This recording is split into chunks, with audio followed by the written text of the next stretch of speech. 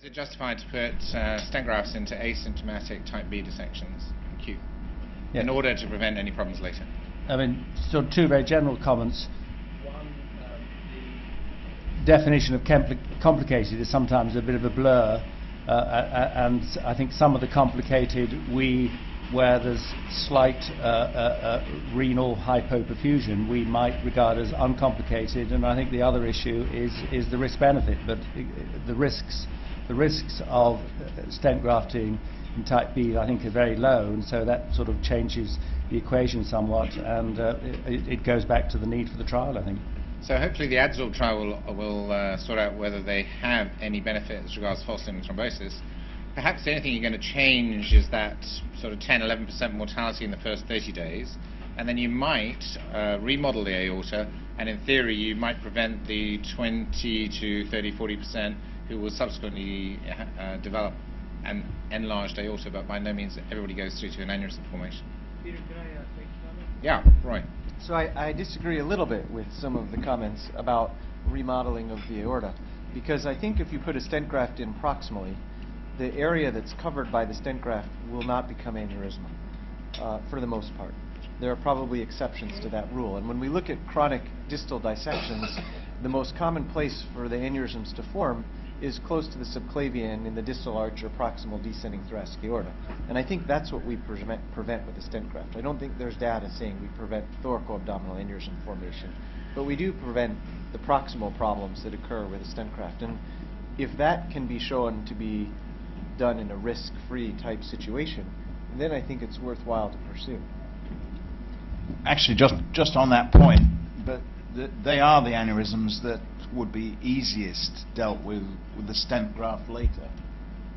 So there's kind of a paradox there, whether you need to do them in the acute phase, or whether you just address complications if they arrive in the late stage. I think that's still very cloudy.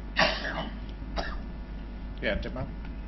Well, just to keep discussion going on, there are very few data about natural history, and those we have, they show very pure and very low expansion rate. So, and no ruptures, or nearly no ruptures. So the question is really, what's the definition of success when we put a stent graft in acute dissections when we don't need remodeling maybe at all? So I am not advocating placing a stent graft in an uncomplicated acute dissection, because I don't think there's data to support that. But I think that if people are interested in trying to look at this as a problem, the primary focus in the patients that we see during follow-up is the aneurysms that form in the distal arch and proximal descending thoracic aorta, rather than the global thoracoabdominal aneurysms, unless the patient has connective tissue disease disorder. And so the area that we focus the remodeling on needs to be that proximal area. Now, when we place stent grafts in chronic dissections that have aneurysms in that location, as you said, we see those aneurysms, at least 80% of those aneurysms, decrease. And that's a paper that's being published in the JTCDS at some point soon. We only have 67 of those patients with chronic dissections where the average interval between the treatment, the incidence of the dissection and the treatment exceeds 3 months, so it's clearly chronic. But I do think that that's an area that we need to focus on. Great. For those people at the back, there are lots of seats down the front. I know you'll have to tear yourself away from the food, but come this way, loads of seats. There's a question.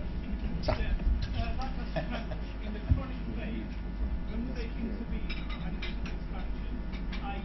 how big is too big, and what evidence can they use to support that? Okay, so the question for those of you at the back who couldn't hear is, when is it justified to deal with a chronic aneurysm related to a dissection, and what is the evidence for doing that?